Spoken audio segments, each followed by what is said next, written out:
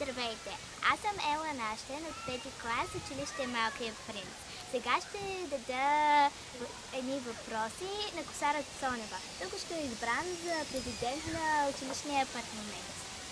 Очакваш ли този избор?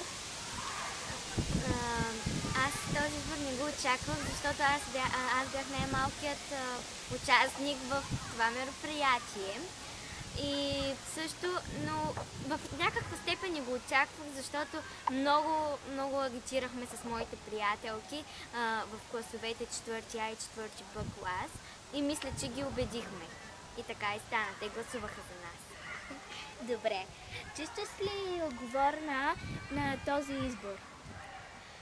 Да, аз се чувствам отговорна, защото когато толкова голям брой души са ме избрали и аз трябва да направя това, което аз съм обещала.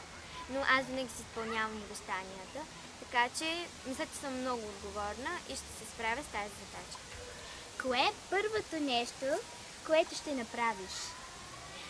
Първото нещо, което ще направя е да се забавляваме повече в междучасията.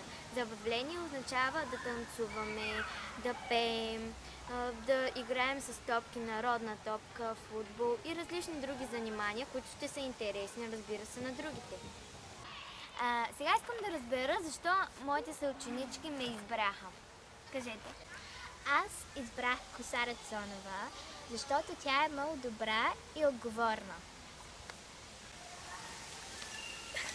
Аз избрах Косара Цонева, защото тя е от първа група в това училище и много добре го познава и е отговорна. Искам да кажа защо избрах Косара. Първото, което тя е много добричка. Тя е отговорна и го е доказала за цялото това време, когато е била тук. Познаваме от подготвителна група. Печелила е много хубави награди, има много различни таланти. Според мен тя е била единствената достойна за тази титла. Разбира се, тя е много амбициозна, винаги успява и я избрах, защото първо ми е много добра приятелка и я познавам от съвсем малка и е доста по-добра от другите кандидати, според мен. Само Каси!